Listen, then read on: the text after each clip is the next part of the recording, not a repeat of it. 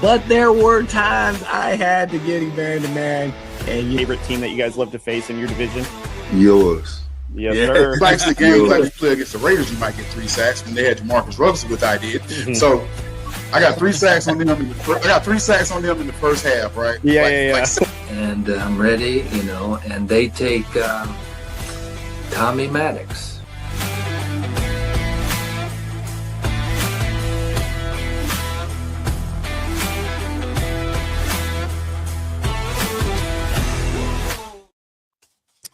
What is going on, everybody? Welcome to West War Room Rivals. I am your host, Cody. I've got my comrades here in the JBW studios as we are recording live on Sunday morning. Fellas, how we feeling today? How was y'all's Christmas? Like division winners. That's how I feel. Oh, that's right. It's like a winner. Caleb, are we doing okay this morning? Yeah, I'm okay. I'm a little disappointed in the performance yesterday, but I'm okay. You sound like you're in mourning right now. Hey, I just hope we play the Steelers. That's all I got to say. Hey, you know what? You guys going up against a defensive front did not work out against the Texans. Are you sure you want to go against the Steelers? Worked the first time. All right. We'll see how it goes. Anyways, if you guys missed it last night, we had our jersey giveaway, the Mike Ditka jersey that we were advertising for the last, 6 to 8 weeks. Shout out to Brennan from Cheesehead and the Pod, or Cheesehead Bear and Pod. I think that's their other name. I'm butchering it terribly right now this morning. Anyway, shout out to him for being the giveaway winner. We've already been in touch with him. He'll be getting it shortly. But we are going to get started on our Sunday morning pregame show. Week 17, you guys. This is the second to last week of the NFL season. We've already had a bunch of games I've kind of played on Christmas and also yesterday being Saturday, including the Chargers unfortunately losing to the Texans, giving the Broncos the divisional crown. So before we dive into all of that, though, we are going to kick off with our icebreaker question, which is actually a really, really good one. The icebreaker question is, what is your favorite moment from season 1 of West War Room Rivals? So, Corey, I'm going to let you kick this one off because this was a great question that you brought up. So I want you to kick us off. Yeah, look, there's so many of them. It's hard to narrow down to one. But honestly, I'm going to stick with Coach Dick for Meal being our first episode and kind of getting the War Room kind of off and rolling. So for me, it's going to be basically the first special guest we had was Coach Dick Vermeil. That was a really good one. Austin, what about yours? Yeah, I think my favorite part of season 1, there's too many guests to pick one, right? I think every single one of our guests, we always just said like, man, I think this is my favorite. So I think at some point they were all our favorites. So I think I'm going to say my favorite part of season 1 was adding an actual real hardworking Chargers person to the group. An actual Chargers fan kind of rounded out the War Room for us, carried his own weight, which is unusual for Chargers people that we've come into contact with. So I think just my favorite part of season 1 was adding Caleb, rounding out the War Room and getting him in here. Yeah. I love y'all. And also him still showing up even though his Chargers lost, because Matt had a live yesterday on TikTok and none of the Charger fans showed up that said that they were going to win. So at least he shows up even if they didn't. So Absolutely. Matt, what was your favorite moment of season 1? I gotta go again. Like every show has always been my favorite show, but I want to say probably Chris Hoven's draft day story. And the reason I say that, just one, seeing his face light up, like you can tell he definitely was like living in that moment or reliving that moment again. And he made all of us feel like we were there on draft night with him. The moment his name got called. And what even made it more special was, if you guys go back and watch that episode, he was saying like, the Vikings never talked to him, never visited the facility, never knew, didn't talk to any player, any coach, anyone from the staff there. Indianapolis was heavily interested in him, told him like, yep, if you're still available, we're going to take you. Vikings get up, and then next thing he knows, he's a Viking. And just seeing him light up and the way he told that story kind of made me feel, and all of us feel like we were there on draft night. Yeah, that was a really, really good one. He was a special guest that we had that was really powerful after we had got done. And a little bit behind the scenes, Austin had received a text from a family member of his that was pretty much helped us organize it essentially. And Austin shared us the message of, it brought Chris a lot of joy. And for us, it was a really special moment for us because it was just like, wow, this is just as important for them as it is for us. So I think that was a really, really cool touch at the very end of it too. So Caleb, what was your favorite moment of season 1? Now you don't have as long as what we have, but you've made a huge impact in the short amount of time. But what was your favorite moment so far? Yeah. Yeah. So my favorite, we didn't get to talk a lot of football in this episode, but it was the Garrett Bowles and Bajoram. I hope I didn't butcher that. That was I really enjoyed that, and just interacting with them and seeing how passionate Garrett was. And really my favorite moment from that episode was Jeff, man, with JBW Studios, or JBW Solutions, excuse me. He obviously made a donation to their foundation, and they really it hit them hard. You could tell because Garrett started tearing up. You know, we all started tearing up. I thought that was incredible. That was probably my favorite, single favorite. Yeah. That was a really good one, because I think got off work late and I was watching it, and I can just see that happening. I thought it was just really cool that you guys were on screen with a current NFL player talking about something pretty personal that, you know, Matt and his family are kind of going through a journey of, and then them getting to share their initiative and all that stuff. So I thought that was a special one too. My favorite moment is behind the scenes though. So I can talk about all of the guests that we've interviewed. I can talk about the morning shows that we've done together, or the reactions, the crash outs that I've had, or all the fun conversations that we've had. But I think behind the scenes has been my favorite moment of season 1, with us just endlessly texting each other ideas about how we want to improve the war room, what's working, what segment ideas do we have, not to look too far ahead in the future, but we have hopes of like maybe having a network of some sort. And so we're trying to lay the groundwork of that, and just all these ideas. And none of them seem too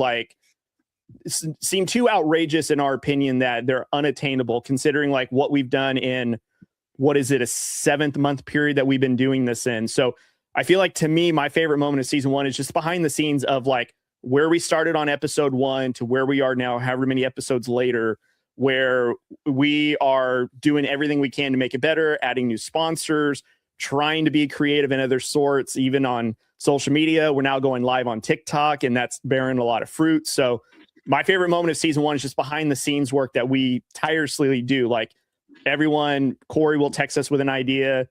Austin will have some sort of idea. Caleb, you're sending us killer graphics. Matt, you're always texting us with an idea of, hey, I got this. What do we think about that? Or especially the head-to-head stuff. Like all the ideas that we have, to me, has been my favorite moment. It's the work that people don't see behind the scenes that's been my favorite. Yeah, and I think it goes to show how much work does go into all this. As much as I'd love to say we just get on here and go, it's not quite like that. Let's not leave out the billions of reels you churn out too. I didn't hear you mention that at all. Yeah. I do just enough to where we look normal, but you guys behind the scenes have done a lot of the legwork. So in comparison to what I do, it is nothing that you guys are the ones bringing sponsors, bringing guests. You guys are coming up with all these ideas. I'm just hoping that I can take a 60-second clip and show people that, you guys are magic. So I'm pretty sure I wanted you to share those with me, and you're like, dude, I had to do it bits and pieces because I tried to upload all 1,000 billion of them, and it wouldn't do it at once. And I'm like, geez, keep cooking, chef. Right. Trying. I got a lot, but still though, I tip my hat to you guys for a lot of the work that you guys have done. And again, we can be sentimental about this, and I'll just be very brief about it, which I'm just glad that we're on this journey for season 1. Season 2 is going to be even better. Like we already have so many things in the works that we are working on, and I'm excited when we get a chance to unveil that when season 2 comes around. But season 1, the behind the scenes of where we are today, has been my favorite so far.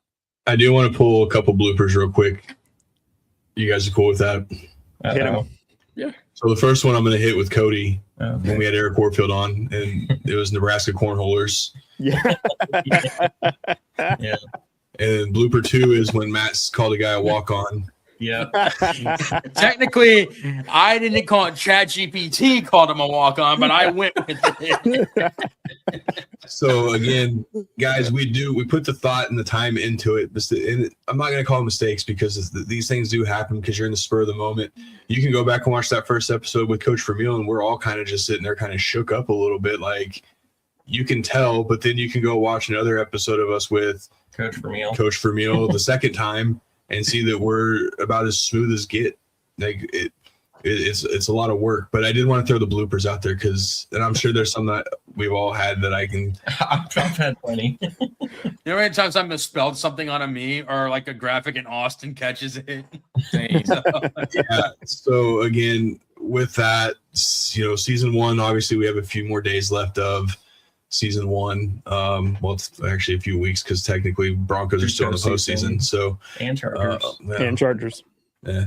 This is Broncos. It's all that matters. So anyways, so I thought I really did want to ask that question just because I do want to give everyone kind of an opportunity to kind of relive some of their moments of season one. And obviously Caleb not being the full season, but you've been here long enough now to where I hope you're comfortable enough because, again, you can see your first episode and what you were doing then to what you're, now you're more calm and you're obviously carrying the TikTok. And you're obviously you're America's sweetheart when it comes to the TikTok lives. And your hat game. Yeah. Hat game. You can All shake the your Carloses. head, man. I'm telling you, all the Carloses and You tall drink of water, you. yeah. Right. And I'm gonna keep being your wingman in that comment section Is of your wingman TikTok. what we're calling this? We're gonna call it a wingman. I'm gonna be your wingman in the comments of the TikTok lives. So I hope Madison knows how to fight. She does. She takes cheap shots and everything. Oh, there you go. Oof. Still be on you, not me. All right, guys, that was our favorite moments from season one. If you guys want to see all the moments we've had in season one, go back to our YouTube channel, subscribe if you haven't already, but go back and watch all the guest episodes we've had. Not only have we had former athletes and coaches, we had other content creators and NFL insiders.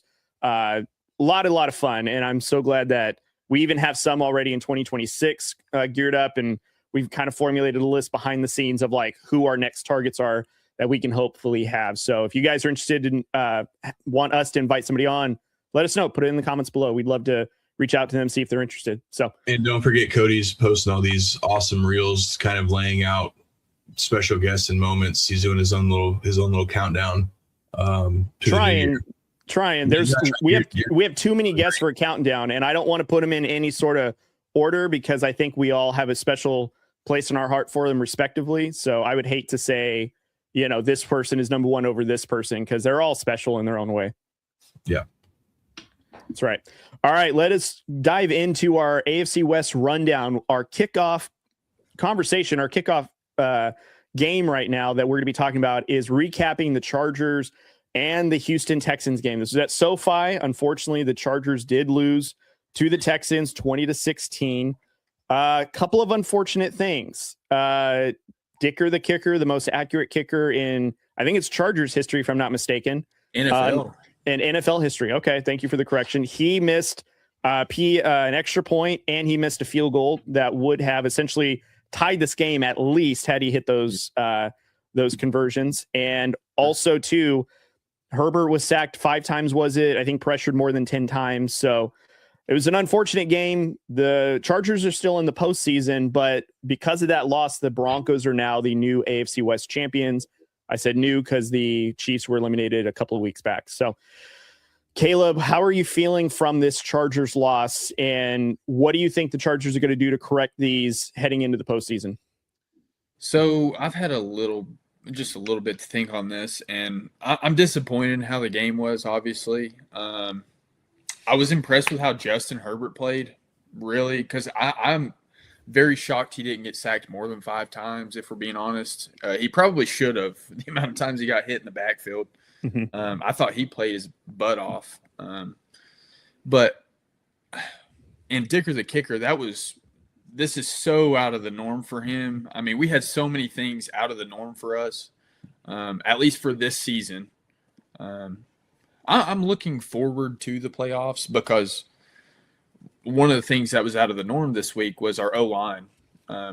They are still banged up, but we're missing our sixth string left tackle, who's actually been pretty solid the past few weeks. Jamari Sawyer. He's actually been one of the better guys that we've put in there. We had Bobby Hart playing left tackle this week. He hasn't played left tackle since 2022 with the Bills. So he had to fill that role. And then Mekhi Becton kept going in and out per usual. So Trevor Penning was in there at right guard majority of the game. So we've had a lot of shuffling this week on our O-line. And for him to only get sacked 5 times is kind of a miracle, if I'm being honest with you. But I was disappointed how our defense started the game out. 2 explosive plays. I mean, at one point, C.J. Stroud he was 4 for 4 for 142 yards or something like that, and 2 touchdowns on 4 passes. And it's like, this is so out of the norm. That was so out of the norm to start the game for our defense, especially. Like, we are known we'll give up some explosive plays every now and then, but not like that. Not 2 in a row and a half, nothing like that. So it was definitely out of the norm. I'm excited for the playoffs. We can't play like that. That's all I got to say. We cannot play like that going forward.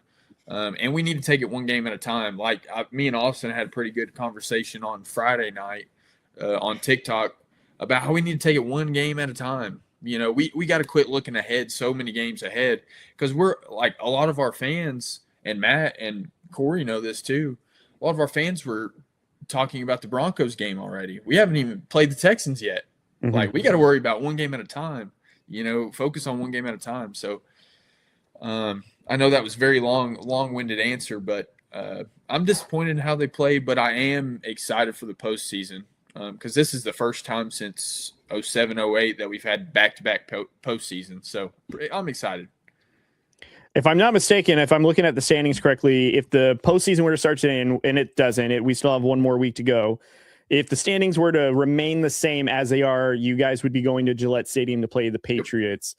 I'm not going to ask you for any predictions because, again, we don't know. It could change. Chargers can move up to 6th for all we know, or maybe even 5th place, depending on how the Bills play the Eagles today, as we'll preview the matchup a little bit. But is there a team that's already in the postseason that you feel more comfortable in a matchup, or do you feel pretty comfortable Chargers going against the Patriots if the playoffs were to start today?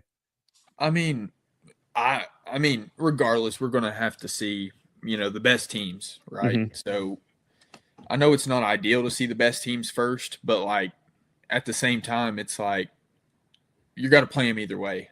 So like, get them out of the way. I know that seems stupid. Obviously, I would love to see the Steelers or Ravens first round as far as like moving to that second round, but you want to play the best of the best. Like that's how you've made it this far. Like that's what you want to do. I know that's super stupid, but like to be the best, you got to beat the best. You know what I mean? So yeah. I think I would love that Steelers-Ravens matchup from a fan perspective, but like as a coach and like mentality perspective as a player, you're like, I want the best of the best. Like that's just what I want. But so I guess to answer your question, Steelers or Ravens, whichever team ends up there, probably. That sounds good. I like that. I'm going to give a little perspective on the Houston Texans side because I feel like that this is a really good showcase at their defense. I wouldn't say they absolutely stumped the Chargers. I feel like the Chargers had a couple of different things working for them. Obviously, protecting Herbert was a bit of a challenge. That ended a lot of drives. I think the Chargers defense wasn't expecting the Houston Texans to really air it out as much as they did. However, in the second half, they really brought it back down to normal. And obviously, they didn't give up too many big plays after that. I mean, they did let Stroud have at least, I think it was 240 something yards is what he ended on. The run game didn't really get going for the Texans, but I think ultimately what the Texans have been relying on the past 6 weeks has been that defense. Even when they had Davis Mills in, that offense has been kind of average at best, even though they have, arguably a top 10 wide receiver, Nico Collins. They have those Iowa State receivers, rookie receivers that now they've been incorporating a little bit more. So this Texans offense is kind of getting into a groove, but can we trust them in the postseason? But I think one of the things that makes them a dangerous team heading into the AFC postseason would be that defense. And the Broncos are the only team that I can think of that have as tenacious of a defense that'll get after you as the Texans. And so while I would still favor the Broncos overall on the AFC West side in terms of the postseason, I feel like a lot of teams are going to get surprised with how tough that Texans team is to play. And I feel like all it takes is for C.J. Stroud to have a average game where he protects the ball, and the Texans could probably go pretty far into the postseason. And I feel like that's a little interesting heading into here now. And I'm not saying that Houston beating the Chargers is that Houston is so much better than the Chargers. I just mean that, like, we all collectively, or at least a lot of Charger fans, your fan base, felt like the Chargers had a leg up or felt like this was a game that they should have won. And yet the Texans defense actually really put out the spark, so to speak, on the Chargers. So I feel like the Texans could surprise a lot of teams. I mean, they are 11-5 right now as well. So they started off, I think it was like 1-3 or something like that. And they've worked their way all the way up to where they are, a lot of it on the back of their defense. So I feel like that this defense is something that teams are going to need to pay attention to if they're going to want to get past them. It's going to be a knockout, drag out fight. It's not going to be, hey, who's going to throw for the most yards?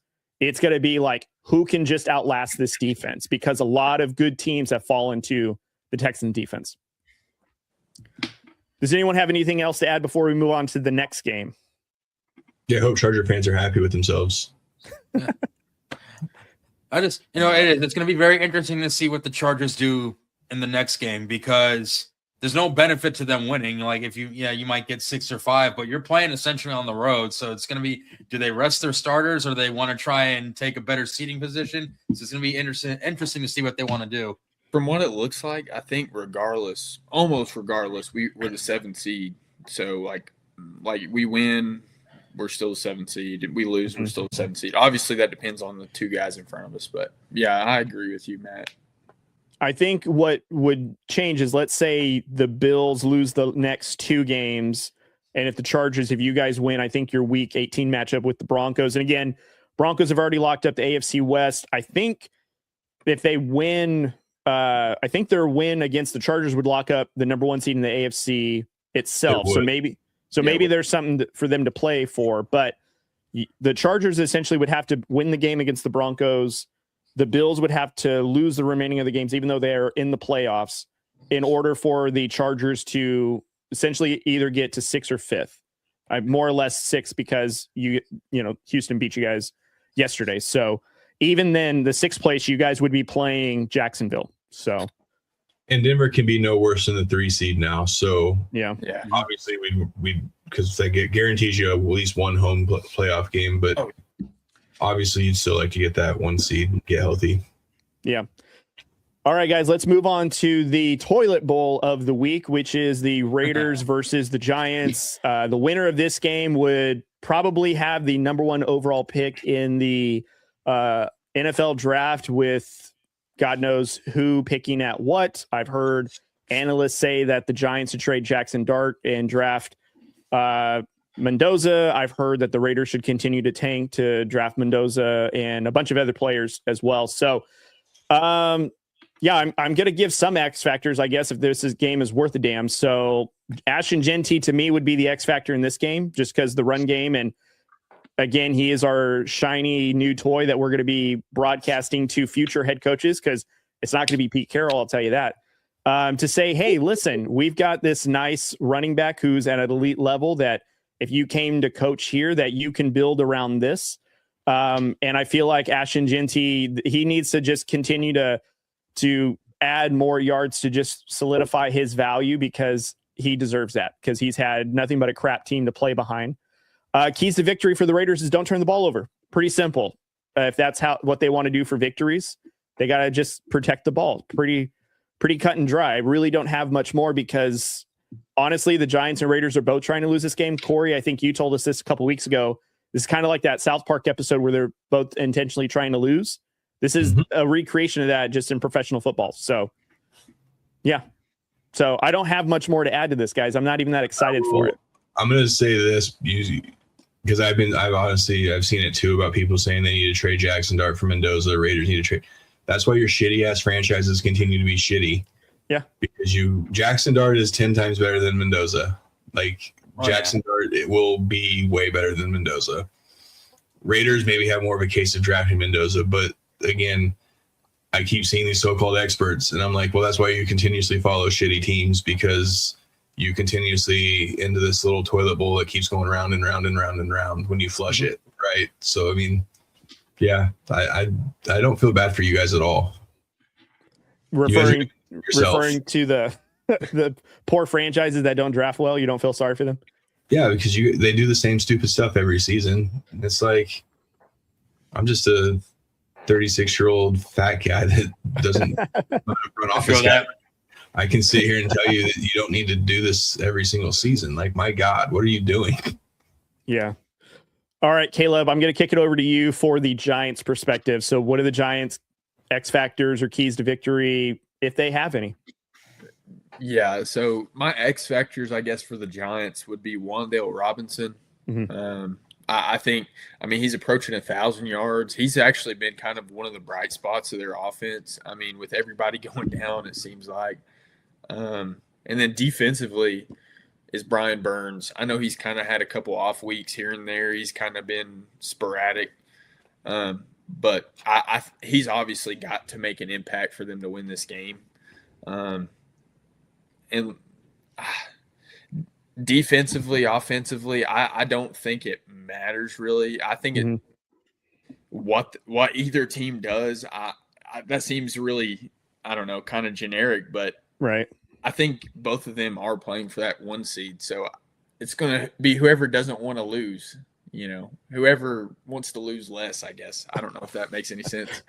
Who's ever less of a loser? Yeah. Yeah, I don't even know how to I don't know. But I mean, from Las Vegas perspective, it would make more sense for them to want the one. I mean, regardless of these two teams, whoever has the first pick or the second pick, which they might not end up with the second pick, they're probably going to end up drafting the same people as they would, whether they're first pick or second pick. But whatever I know, I don't know. But as far as the Giants go, they just got to play. I don't know. I don't know how to elaborate on that. You know what I mean? Yeah. Matt, do you have the shitty head-to-heads? I do. I can pull them up real quick. Hang on. Let's compare dumpster fires. Yeah, someone asked me on the live too. I went live a couple of days ago, and they asked me what do the Raiders need to do? And I was like, what don't they need to do at this point? All right, so looking at it head-to-head, if you're talking rankings, obviously the Raiders are dead last as an offense goes. They're averaging 173 yards through the air, 75 yards on the ground, and literally are only scoring 2 touchdowns a game. The Giants, on the other end, are the 17th offense, 204 yards through the air, 125 on the ground, and 20 points a game. So if you're looking at offenses, clearly the Giants are the better offense. Then you get to defenses, and it's again, polar opposite. You have the 15th defense as far as the Raiders go.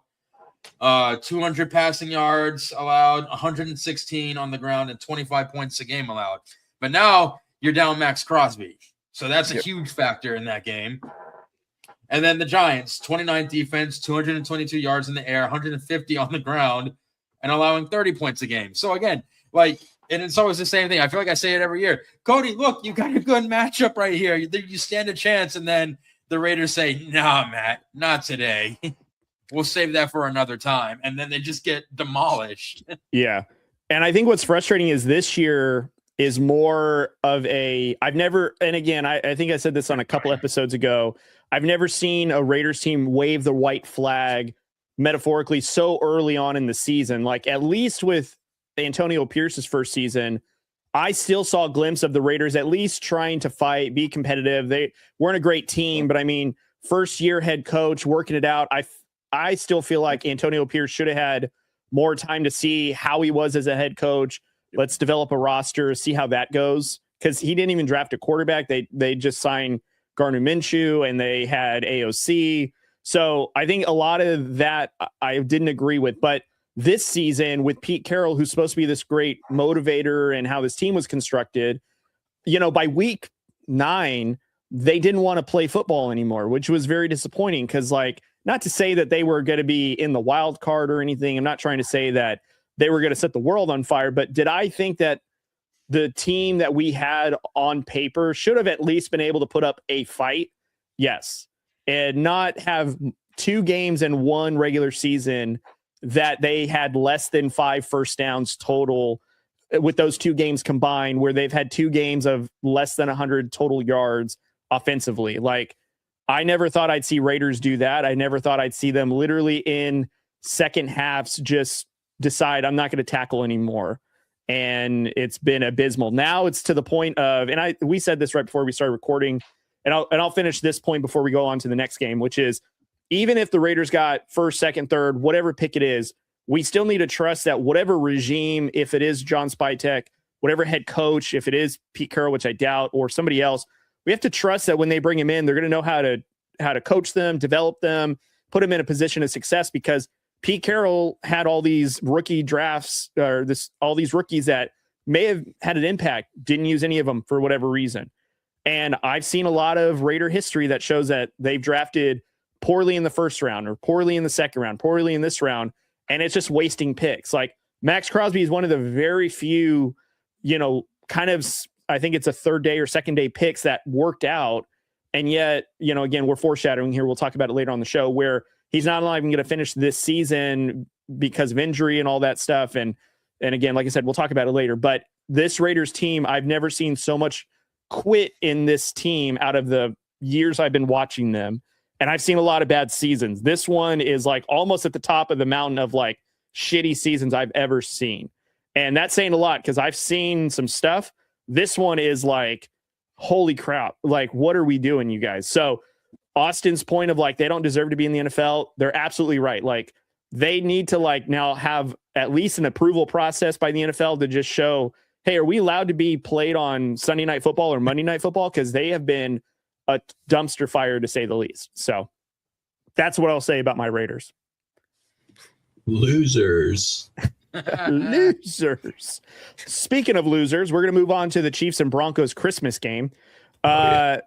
So Corey, I guess I'll let you kick this one off. So obviously you and your brother in the house over there, Chiefs and Broncos fan. Obviously Christmas was one Shovik had a fun Christmas, the other one didn't. So from your perspective, Corey, what did you make of the matchup and the victory for the Broncos?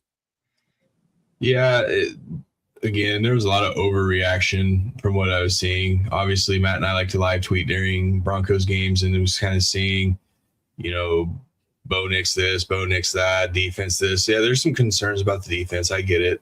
We knew the defense wasn't going to be able to hold suit the whole season, but luckily for us, there's fixable issues. These are all correctable. I'm really happy with, DJ Jones had a damn good game for the Broncos on the D line. So, if he wants to continue to play at that level, as Zach Allen had a good game as well. Do you have a target on your back now? This is what you wanted. This is what Sean Payton kept talking about all offseason. This was one of his top 7 favorite teams he's ever coached. And that says something, because he basically put the target on their back in training camp. So here you are. You have that chance. You're going into week 18 next week with the chance at the number 1 seed, then to really have the target on your back. So now it's really on Sean and his staff to make sure that they're making the correct adjustments to get ready for that. I'm here for it. I love this team. Bo Nix he's the guy. So I'm excited for what's to come. Matt, before I kick it over to you, Austin, on the Chiefs' perspective, what were your thoughts from the matchup? And again, second game without Patrick Mahomes. This is probably Travis Kelce's last game at Arrowhead. What were your thoughts with the Chiefs' performance? And are there anything in the offseason that you're looking for the Chiefs to change to be competitive again next year? No, I think this goes in kind of like with Broncos fans overreacting. I think Chiefs fans are overreacting too. Like, yes, we've been winning for so long, but like sometimes you just have a bad year, whether just some things don't click, injuries, something. Just take an off year. Honestly, the offseason, just get healthy, plug a few holes in the draft, free agency, get Patrick back, make sure he's healthy. That's first and foremost. This team's clearly only going to go as far as Patrick will take us. But yeah, no, I mean, I'd like to see a little bit more D-line presence. That's been kind of weak all year.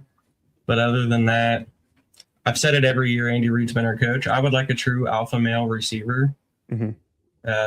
That's never been Andy Reid's type, so I'm sure that's never going to get checked off the old checklist with him. But no, just get healthy, be smarter with some moves you make.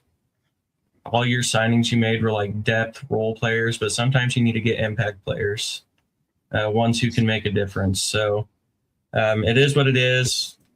I'm not on the overreaction of fire Andy Reid, fire everyone, blow the ship up. The world's ending. Like, just calm down. 1 year out of the last, 1 year out of Andy Reid's entire tenure with us, this has happened. Just calm down. Things will be okay. Get people healthy. Make smart moves. Draft well. It'll be okay. But as far as the game goes, the Christmas Day game, it wasn't bad. It was better than I thought. So stayed competitive. Defense really kept them in it. It was nice to see a couple young players. I think I still saw Brashard Smith only played 5 snaps. I don't really know what we're doing with that, but Jalen Royals, even with a couple receivers down, I think played 4 snaps. So I don't really know what we're trying to do here. That part's confusing, but still kept it close, kept it competitive. I think it was a win all the way around. Chiefs kept it competitive enough for me to see a bunch of Broncos people freaking out. Then we kind of made it kind of close on that final drive, enough to see a little more Broncos crash outs. But at the end of the day, we still lost, so we kept good draft positioning. So I think that's ideal way for the game to go for the Chiefs fans. So, yeah, not a whole lot on it. Again, no expectations on these last few games we've had. Like, stay healthy, get young guys some snaps, which has kind of been happening, and then just get ready for the offseason. Yeah. Beat the Raiders, though. That's the least beat them. I mean, would you be disappointed if the Raiders beat the Chiefs? Yeah. Okay. Maybe go Raiders now at this point. Quickest answer right there. Yeah. I'm still not rooting for them, but all right. Matt, before I kick it over to you, Austin, one last question. Do you think the coordinators for the Chiefs stay intact, or do you think you guys are going to have almost a whole new coaching staff in terms of OC and defensive coordinator? I think Nagy's gone. I do think he's actually, for whatever reason, is Titans' choice. I can tell you 100% of Chiefs fans aren't sad about it. I don't even know what that still baffles me. I think Spag stays unless he gets an offer. I mean, he's not going to take a Raiders job. That's not even though it's a head coaching gig, like that's still a backwards move. So I guess if a perfect coaching job kind of comes available out of nowhere, if like a Harbaugh does actually get fired in Baltimore, like I think he would take kind of a premier job like that. But he's not going to go to one of these dumpster fires. So I would say for sure offensive coordinator and highly unlikely D coordinator. I think in a pro for the Chiefs, Nagy goes to Tennessee and then Bieniemy comes down from Chicago to take over that OC spot again. Would love that. I would love that.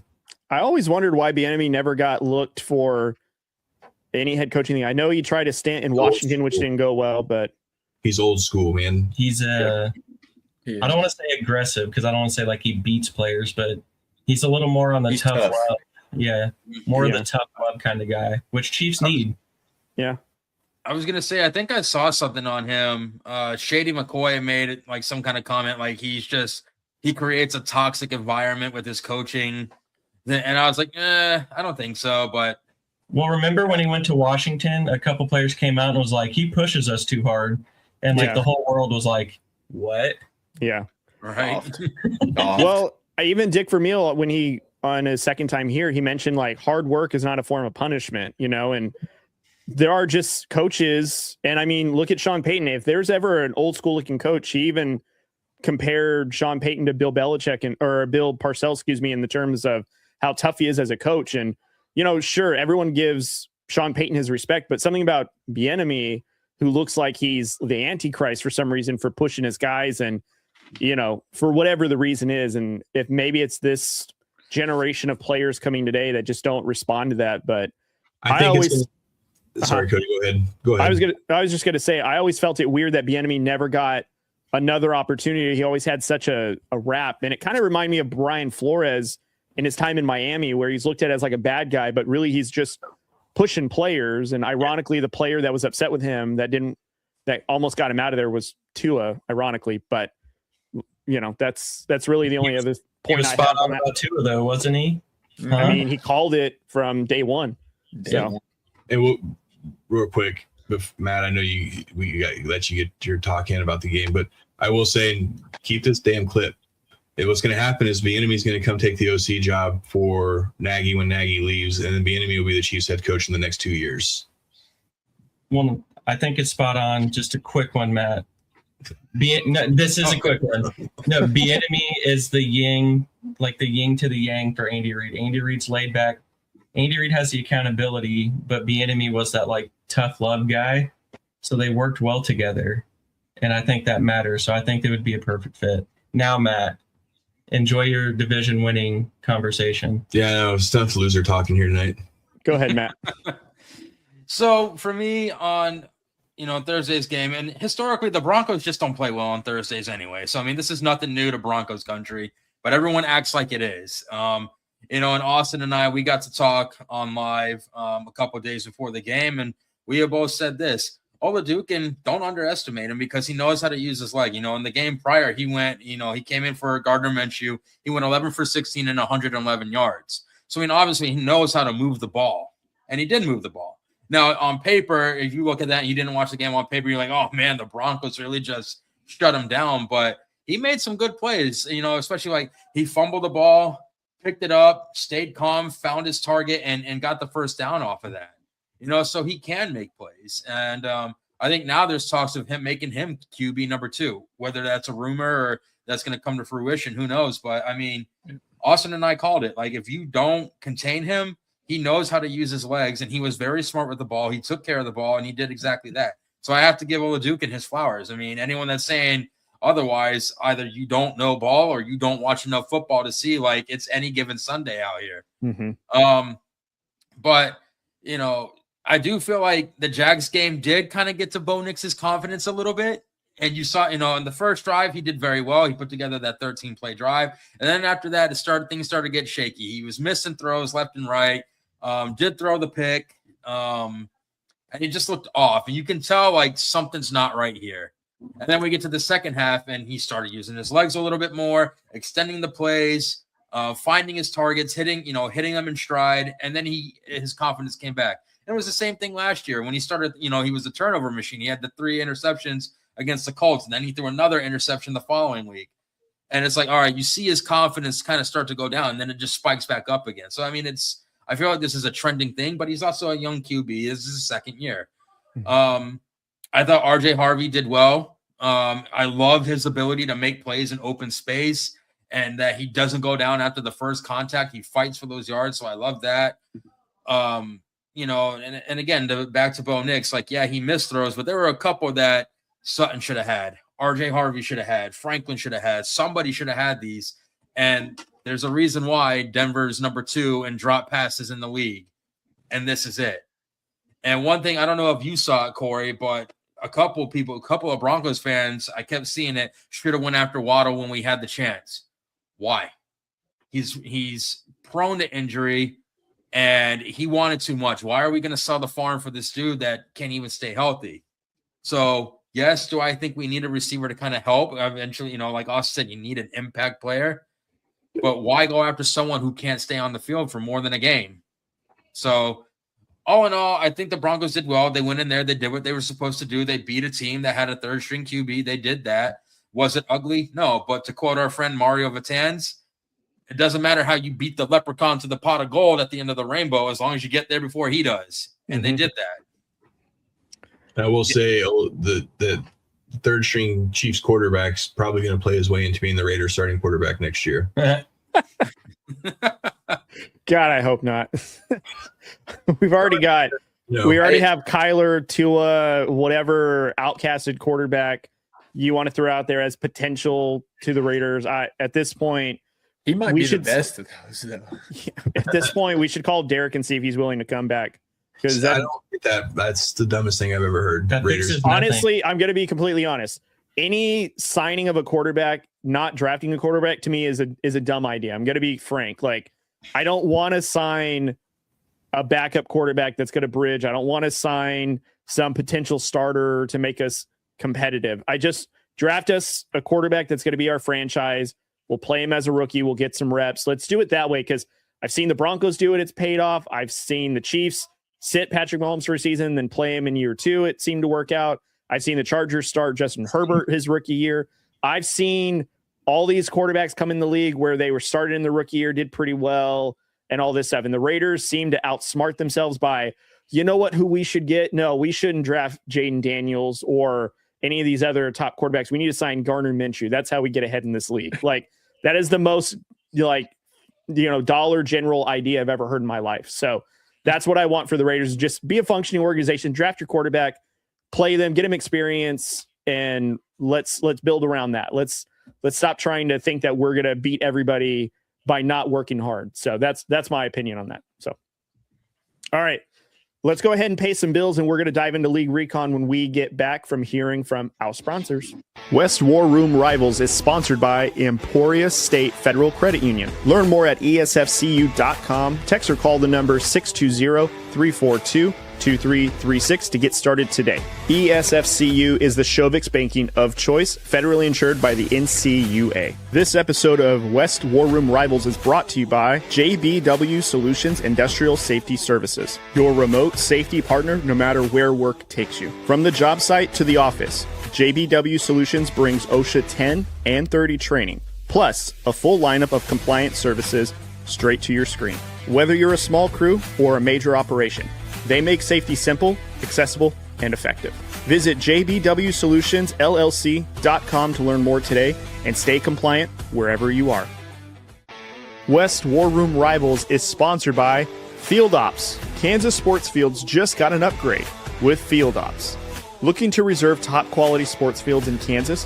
Whether you're organizing youth tournaments, adult leagues, or weekend pickup games, Field Ops is your go-to platform for discovering and booking the best athletic fields across the state. Instant online reservations, detailed field info such as locations, amenities, and photos. Field Ops is also trusted by coaches, organizers, and athletes. From Wichita to Overland Park, Field Ops has got you covered with real-time availability and streamlined scheduling. Get in the game at gofieldops.com/Kansas-KS. That's gofieldops.com/Kansas-KS. All right, guys, welcome back to West War Room Rivals. We want to give a special thank you to Vidai Coffee and also Rival Codes. They weren't on the graphic here, but we just want to give them a shout out. If you guys want 10% off your order with Rival Codes, use the code RIVALS10 to get 10% off your order. You can get a sweet shirt like what Matt has or what Corey has here on the screen. We all got one. Mine's in the laundry because I've already worn both my shirts. So I'll be sure to wear the Raiders and the Chiefs one for week 18 next week when we are on. But shout out to them, especially Vidai Coffee. They sent us all coffee, and Caleb's been crushing it almost every episode we do. So he's definitely a fan of it. Hopefully, Corey, your coworkers gave it a raving review. If anybody's interested in purchasing it, please visit Amazon.com or go to VidiCoffee.com as well. All right, guys, let's dive into some League Recon here. There's a lot of NFL shenanigans going on right now as the season comes to an end. No short of surprise, my Raiders are in the news. I'm going to get a brief summary because I've already done a video about this and we did a post yesterday. But Maxx Crosby is done in Las Vegas for the season. He is shut down for the final 2 weeks, so he will not play today against the Giants. The news came on Friday where Raiders leadership basically came to Maxx and said, we're going to shut you down for the final 2 weeks. Maxx was reportedly unhappy and frustrated with the team, and he left the facility that day. And another report came out on Saturday that he is scheduled to have knee surgery. So I'll wait until I get your guys' kind of thoughts before I give mine, because I kind of shared it offline. But now that we've had a couple of days to sit on it, I have some thoughts. But Matt, what is your thoughts on this whole Maxx Crosby and Raiders debacle? I mean, I don't like how it was handled. And we kind of talked about it before we started recording. I don't like how that was handled. I don't like the way it was done. Again, it just goes to show you what this office is doing. And you can tell Pete Carroll wasn't happy about it either, because he even made the statement, like, I reacted the same way. Mm-hmm. So, like, how much control of this team does Pete Carroll actually have? Because clearly someone went above him and said, "Nah, no, shut Maxx down for the year." And it doesn't look like Pete made that call, for him to react the way he did. But I feel like, Maxx is just done with this team. I think he's just fed up with how it's run. There's no organization there. There's no unity there. And you can tell nobody just wants to be there. Like every day it feels like, I'm trugging along to my little 9-to-5 job that I don't want to be at. I'm only here because they pay me and I need to make a living. But and it shouldn't feel like that for this team. And it does. And you brought up earlier Antonio Pierce. Well, at least Antonio Pierce, like, he may not have been a good head coach, but he gave them that fighting spirit. They competed until the very end. Right. And that's just how he was as a coach. Now it's just kind of like, we'll show up and let's see what happens. So I don't like how the situation was handled. I think Maxx is done in Vegas, and you might see him. I think the 3 top landing spots for him were Buffalo, Chicago, and I think I saw the Chiefs on there. I'm not too sure, but again, you can just take that. You can just take that team right off that list. There's no chance on God's green earth that's ever going to happen. Yeah. So, Caleb, that's my spiel. Gotcha. Caleb, what were your thoughts on this situation? Yeah, so I actually said it Friday night on live. I believe you might have been listening, Cody. But it's Bush League, man. I mean, it really is. Like, what are they doing? How they handled the whole situation? Like, if he's genuinely hurt, and they've known it since October, let him get healed up in October. Like, what are you doing? And now they're saying he's hurt and he's having surgery, which in my eyes, I mean, obviously it's bad enough that he needs surgery, but like, it's minor enough that he could play on it. And if it's and it's obviously just because they want that first pick. I mean, it's pretty obvious. But I think that's just so Bush League, man. At the end of the day, every single person in here wants to see the best players on the field every single game. Like, I do. I genuinely do. Like, when we played the Chiefs, Patrick Mahomes got hurt. I didn't want to, obviously it helped my team, but, I want to see the best guys on the field at all times. Like, that's what I want to see. I don't want to play some backups, whatever, just for a draft pick. But I don't know. At the end of the day, I think it's kind of crazy how they handled that. I didn't like how they handled the whole situation, that kind of thing. But that's my take on that. Yeah. Austin, what are your thoughts? Yeah, I mean, I'm not going to spend a lot of time because it basically matches what Matt and Caleb said. I mean, I think they covered the main points. Raiders are trash. Maxx deserves better. Maxx is gone. Those are really the 3 things, and they covered it pretty well. So I don't want to repeat it. All right, Corey. Yeah, I'll just keep it short and simple too. Cowboy fans get used to hearing the name Maxx Crosby. That'd be disappointing. So I guess I'll give my take. I kind of gave you guys my thoughts on it. And I guess this is where I'll share. This is giving me the same feeling as when we cut Derek Carr a couple seasons ago, where, he had guaranteed money if he got injured. So the final 2 games of the season, I mean, we're already out of contention. So we benched him in fear if he got injured, then he'd have guaranteed kicker. And then we ultimately cut him in the offseason, which, funny enough, the little caveat on top was they actually came to Derek Carr and asked him if he would waive his guaranteed money to facilitate a trade. I forgot where they were going to send him to. And he said no. So he wouldn't even do with the Raiders solid because of the disrespect that he got from, at the time, it was Josh McDaniels and Dave Ziegler that was running operations at the time. But this is reminding me of that. Now, I have seen other Raider content creators and reporters that are basically saying that Maxx is the future. This is no different than what any other organization does, where they protect the player even though they're injured, yada, yada, yada, this, that, and the third. I think what I'm concerned with is, let's just assume that the Raiders are telling the truth, that he got this injury sometime in October and it's been happening. We have not won a game since October 12th. So that was week 8, if I'm not mistaken. So we've gone 10 weeks and now we're deciding that, okay, now's the time to let Maxx Crosby sit and recover, which, by the way, in the second half of the season, he has 6 of his 10 sacks since week 11. So I guess the knee's not hurting that bad if he is still getting sacks. Granted, are we competitive in these games? No, but Maxx is still the ultimate competitor. He's still going to compete on a high level. But I think what I'm concerned with is, again, Matt, you kind of nailed it right on the head, like to disrespect Maxx Crosby like that. If we were going to truthfully shut him down for his benefit, for his health, for the longevity, this should have been done minimum 2 weeks ago, 3 weeks ago.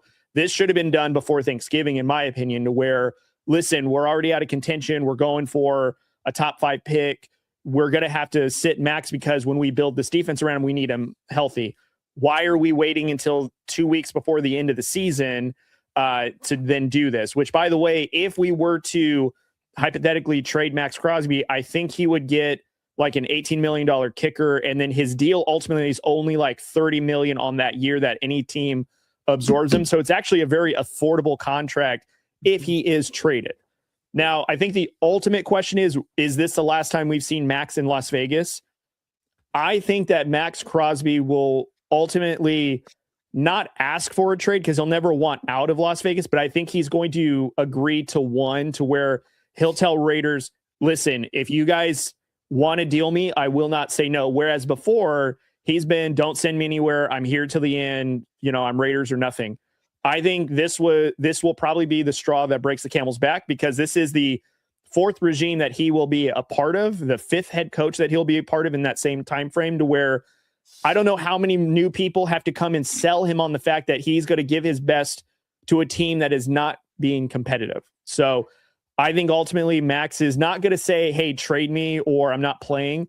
I think he's going to probably behind the scenes say, hey, look, guys, do what you got to do. If you got to trade me for a draft pick, trade me to at least Detroit where I'm home or I'm competitive, or maybe he goes to the Rams. Maybe he goes to the Niners, which I've seen reportedly. Who knows? Any team that's not in the AFC West, I think would be fair for him at least. So that's what I ultimately think. And honestly, I want the best for Maxx. Like, I want him on the Raiders for life, but we got to do right by this guy. Like, the fact that we are bush leaguing him, to Caleb's credit of the word, we can't do that to our star player that has been so faithful to the Raiders. And yet we have been completely garbage in his playing time. Like, we are wasting away a career where he could be a difference maker for the Bills, let's say, or for, I'm not saying Cincinnati could really use him, but they could really use an edge right about now. Maxx would definitely fit the bill for that. So that's what I'll say on that in this whole debacle. And I'm sad to see it. And I wish Raiders would get their shit together, because I think it was Matt, you pointed this out. Where's the leadership? Is it Pete Carroll? Is it John Spytek? Is it Tom Brady? Is it Mark Davis? Who is the voice of reason in that room? Because nobody is talking to one another, and it seems like a complete shit show. So that's that. All right, moving on to another high-profile name right now. There has been several rumors of Lamar Jackson being unhappy in Baltimore and possibly on his way out. One of the teams linked to Lamar Jackson is the Miami Dolphins. And of course, they are no strangers to quarterback controversy as well. It is reported that Tua might be on his way out as well. And Mike McDaniels might actually be extended, which crazy enough with how the season started off. But nevertheless, there is a rumor that Lamar to Miami is a possibility. Austin, what do you think about this? Do you think this is any truth? Do you think this is going to happen? Is this even good for Lamar? No, I don't think it'll happen. Is it good for Lamar? Maybe. Him and McDaniel could be nice. I don't know. I don't think Miami would have to get rid of Tua. That'd be a lot of money in the quarterback room if you had both of them. So I don't think Lamar to Miami is going to happen. I think Lamar to Oakland for Maxx Crosby is more likely to happen than anything. But Lamar to Miami just seems weird. Okay. Corey, what are your thoughts on the situation? So I go back to what we talked about a month ago. They'll fire Harbaugh before they trade Lamar, and I'll stand by that. I don't think Lamar's going anywhere. I do think they move on from their coach. That is a very interesting take. Okay. Caleb, what is your thoughts on this situation? Yeah, I mean, I don't see him going anywhere. I agree with them. But if he did go somewhere, I kind of like the pairing of them, and that's actually where he's from too. So Maybe that would be a good mix for him, but I don't know. I think if the Ravens got rid of him, that would be stupid, in my opinion. Yeah.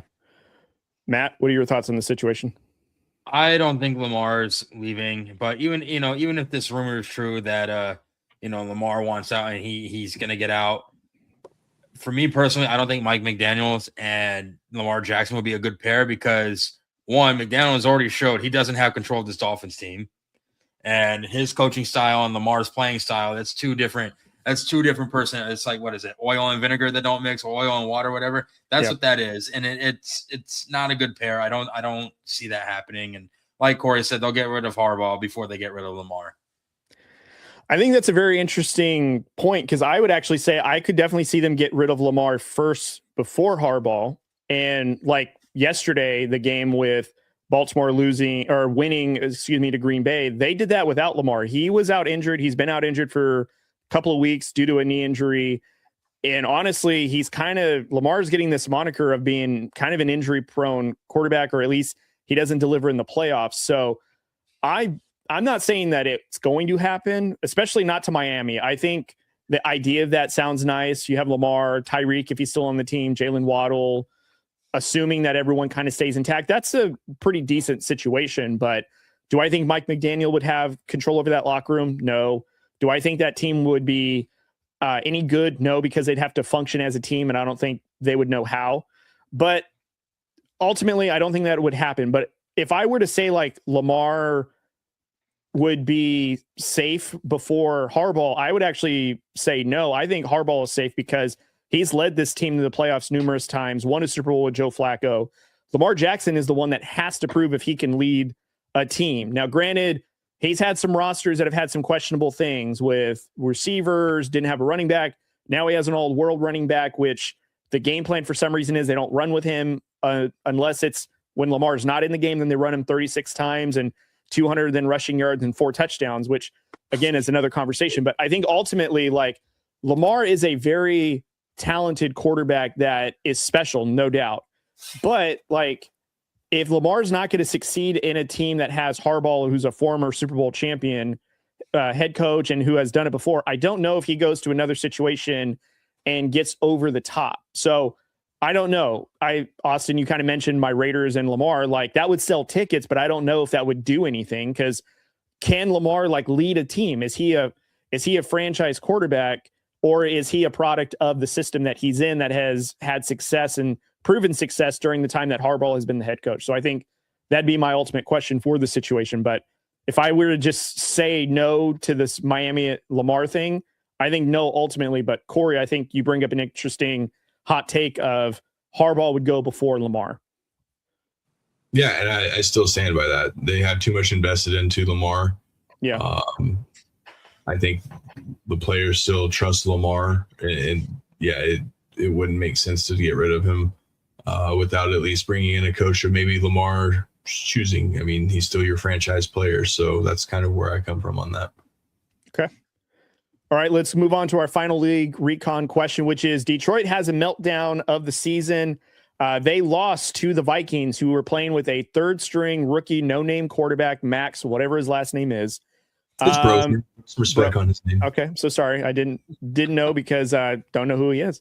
But ultimately, the Vikings defense absolutely shut down the Detroit Lions offense. No sign of a run game. Jared Goff, a shell of himself.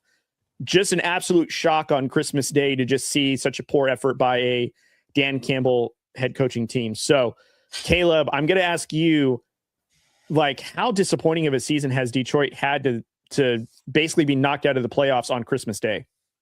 Dude, it was massive disappointment. Even for me too, because I kind of pull for the Lions a little bit. That's kind of my NFC team that I kind of pull for a little bit. If anything, it kind of shows you how good of a coach Ben Johnson is. I mean, they lose Ben Johnson, and then you see what they do this year.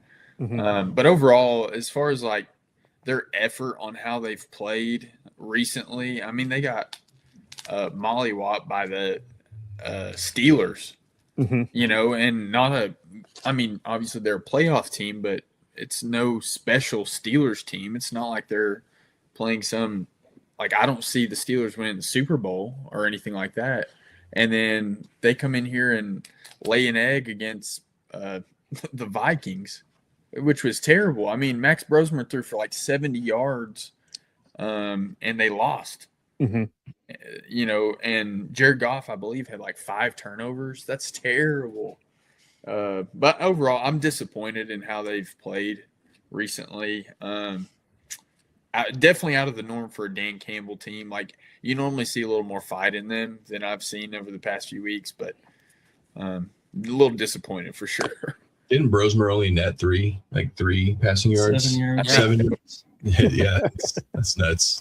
It's terrible. That's crazy. And I think I think it was Drew Brees that said the Vikings should just punt the ball and rely on their defense because Detroit hasn't been able to move the ball on them. And it was very apparent. I don't think Detroit had more than a 10-yard play that went that far in terms of like in general. Like Brian Flores shut down the Lions, and it was pretty impressive. So Matt, what are your thoughts on Detroit Lions just being a shell of themselves this season? Well, one, I definitely think they are missing Ben Johnson. That is for sure. Mm-hmm. Ben Johnson as an offensive coordinator, I think none of his offenses finish, below the top 3. And every year that he's been an offensive coordinator. So they're definitely missing him. So now it kind of goes to question, Dan Campbell's coaching ability. Because clearly with Ben Johnson out of the picture, this Lions team is not the Lions team that we've seen the last couple of years. And I still think Dan Campbell is the reason the Lions didn't go to their first Super Bowl because of how overly aggressive he is, going for it when he doesn't need to on 4th down, 4th and goal, when he has a big lead already, and that cost them a title game. So it is embarrassing. It's disappointing. A lot of people want to give the Broncos flag. Oh, you almost lost to a 3rd-string QB. Well, the Lions did lose to a 3rd-string QB. I think Austin and I went live, and someone called him an Uber Eats driver. So I mean, like, where's the uproar in that? But yeah, I don't know. Now you start to question, like, how much longer is Dan Campbell going to be in Detroit for? Because clearly, without Ben Johnson, he does not have this team together. And they did well, but again, you made the NFC Championship 2 years ago. You made the playoffs last year. Now you're sitting out. Mm-hmm. Where do you go from here? Yeah, it is not a great trajectory for them. Austin, what are your thoughts on these Detroit Lions and basically them shitting the bed on Christmas Day? Yeah, I think that's spot on. They miss Ben Johnson, but I think I'm going to also pair that with what I said about the Chiefs earlier. They need to make more impact signings. Every other team in their divisions out here getting better. Bears brought in a whole new offensive line and Ben Johnson. Vikings, I still think they would be a good team with just consistent quarterback play. This Brian Flores defense, what they did to the Lions, that doesn't surprise me. Brian Flores, when he has his healthy pieces, a.k.a. Van Ginkel, that defense is scary. But they went out and still made moves to get better. The Packers, they're not usually a splash team, but they still went out and, they got Parsons. If they hadn't had a mountain of injuries, I think they'd be more competitive. But the Lions kind of stood pat and just thought, we could lose both our coordinators, run it back with the same people we have, and just expect better results. I don't know. It's kind of crazy. So I think just both of those together, just running it back with the same players, not bringing in more impact, and losing your coordinator, it is disappointing. But at the same time, like, maybe the writing was on the wall and we all just didn't put it together before the season.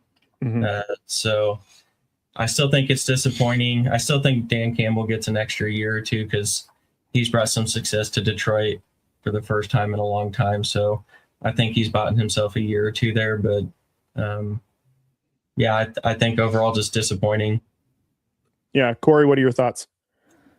Yeah, Vikings are going to be really good with Kyler Murray or Joe Burrow next year. So the Dan Campbell, I mean, we've talked a lot before the season about a head coach is only as good as his coordinators, especially those that have to recycle. We saw Nick Sirianni kind of get on the hot seat, and then he had to fire his coordinators and bring in new ones to kind of save his job. There's going to be some good offensive coordinator potential out there this offseason that he's going to have to get right because, like, Austin said he'll get one more chance. He's earned that.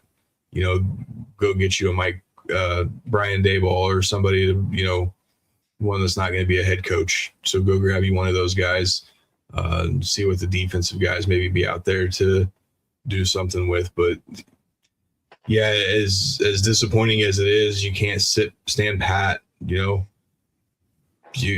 put that target on your back, and we talked about it earlier with the Broncos, putting the target on your back. You have expectations. So how are you going to build on those expectations, losing your offensive coordinator and defensive coordinator while Micah Parsons comes into your division? The Bears doing what the Bears do, and then you don't really do much. So you have to sustain success and have that championship mentality, and letting teams catch up to you and then exceeding you without you making any moves doesn't set a very good tone. And I know Dan Campbell's a player's coach, but at the end of the day, you still have to be able to adjust. Yeah, Dan Campbell's safe in my opinion. I don't think there's any worry for his job. I think him getting the Lions to the NFC Championship game, and yes, they've got bounced in the divisional round last season. This year, ultimately, with the team that he's built, is definitely hitting rock bottom because a lot of people thought that they would still probably compete in the NFC, and at one point they led the North, which is now won by the Bears because of the Baltimore's victory over the Packers yesterday. But I think what's interesting is, what do you do now with Jared Goff? Because yes, he's had a really stellar season, 4,000 passing yards, 30 plus touchdowns, less than 10 interceptions, but he does have a turnover problem. It seems when the lights are the biggest is when he doesn't play up to his biggest potential. I know that the Lions went through a lot of injuries on the defensive side of the ball, so maybe that's something that they address in the offseason, whether that's through draft or free agency. But maybe this is a look yourself in the mirror kind of a thing for Dan Campbell and see how he wants to have this team staffed. This kind of reminds me of when the Eagles basically got, lost to the Chiefs on the first time they went to the Super Bowl and matched up, where the following offseason, all the coordinators went. They had 1 year of just mediocrity. And then when the year that they won the Super Bowl last year, they had these really good coordinators that came in. They were a good unit. And I feel like maybe Detroit needs one of those off seasons this go around to get some quality coordinators that know what they're doing and not just patch jobs or like, oh, he's been in the system internally, so he'll know what to do.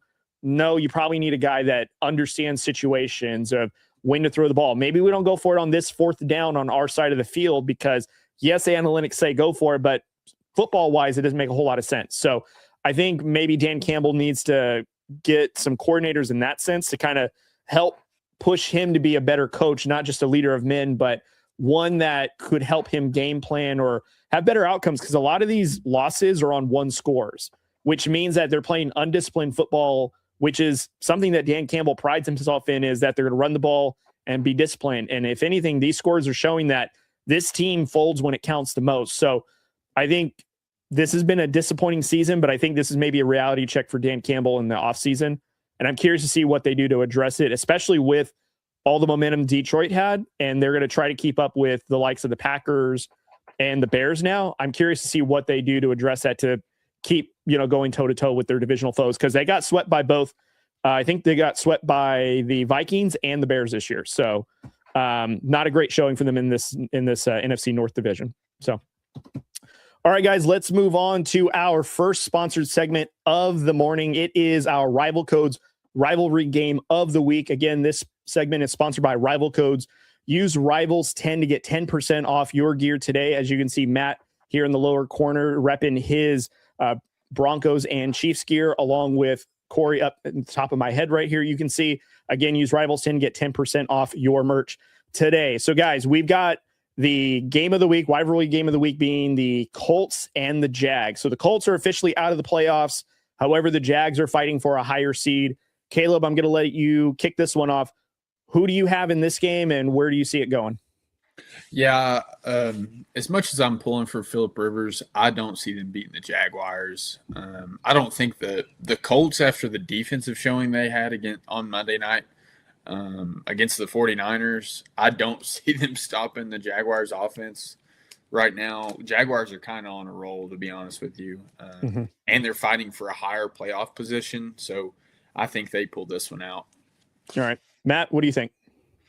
I think the Jags are, they're gonna take this one again. Just how well they're playing again. They haven't lost since their matchup against the Texans, 5 weeks ago or something like that. They're playing very well. Liam Cohen has got this team firing on all cylinders, and the Colts, I think they're gonna put up a fight, but I think the Jags are just gonna be too much for them.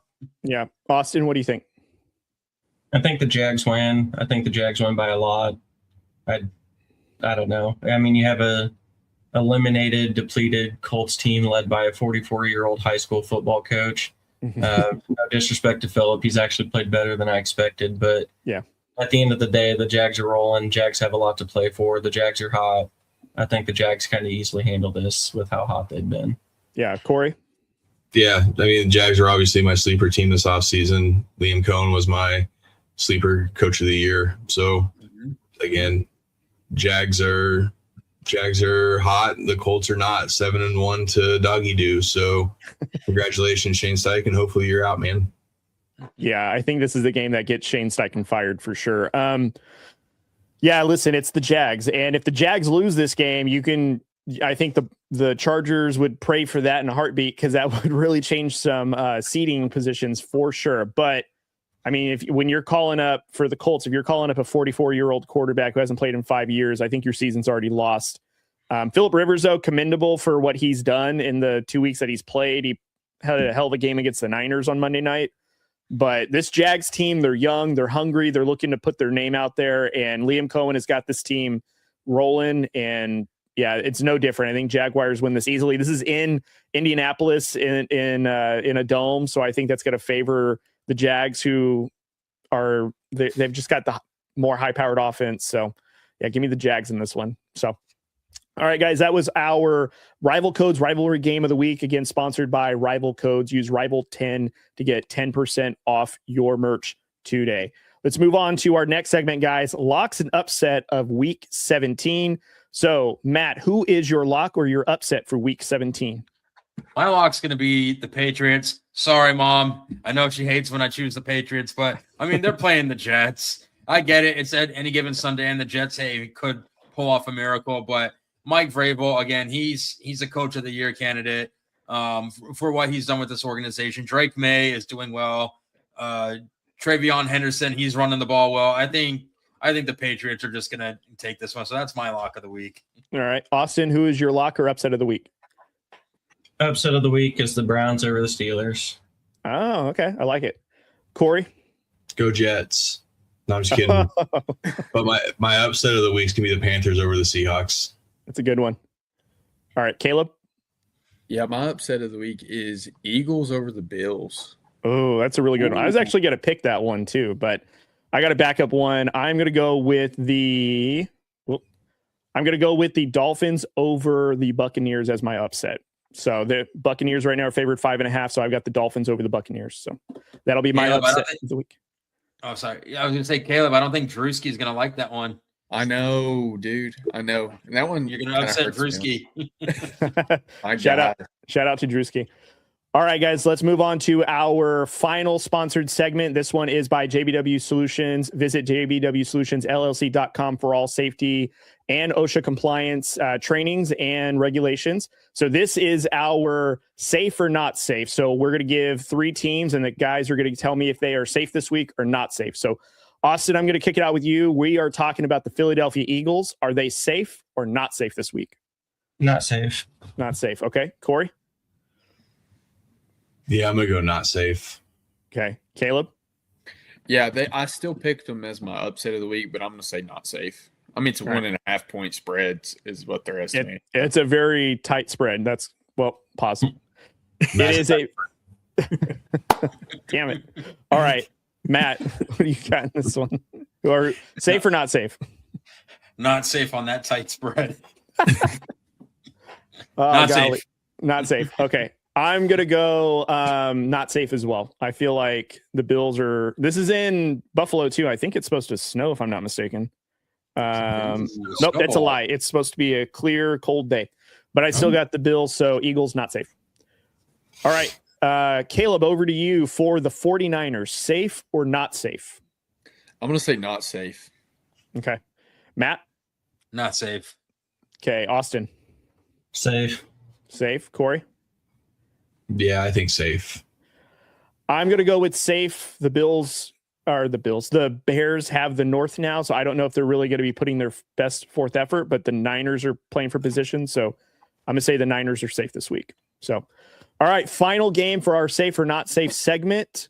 Corey, Panthers, are they safe or not safe? All day safe. Safe. Okay. Caleb? Oh, this is tough. I'm going to say not safe. Okay, Panthers not safe. All right, Austin? Not safe. Not safe. I'm going to go not safe as well. I actually am a believer in these Seahawks from what I saw last week. So, Matt, last one. Panthers, safe or not safe? Panthers have been my sleeper team since the beginning, so I'm going to go safe. Safe. All right. These safe or not safe picks were sponsored by JBW Solutions. Visit jbwsolutionsllc.com today to be compliant on all safety regulations for your business or place of work. Final one, guys. Closing words, sponsored by Vidai Coffee. Brewed takes. Matt, give me your brewed take for week 17. My brewed take for week 17 is the Broncos are going to clinch the. Oh, wait, they already did that. Damn. I'm going to say my brewed take is the Raiders. You know what? Why not? The Raiders upset the Giants. There you go. Damn it. All right, Caleb, what's your brewed take of week 17? I'm going to say, I don't know that this is a brewed take, but I'm going to say the Titans beat the Saints. Okay. Saints are hot, bro. I know they are. Saints are I'm doing a pretty Shuck good. guy. I like Tyler Shuck. All right. Austin, what's your brewed take of week 17? It's got to fucking happen. It has to happen. Myles Garrett breaks sack record. I'm glad you said it. Running All out right. of time. We only got 2 weeks left. Miles, we need it. Corey, brewed take of the week. I was going to say Myles Garrett's going to finish with 0 sacks, but I won't put that out there. I would murder you in your sleep. Raiders, Giants are going to tie.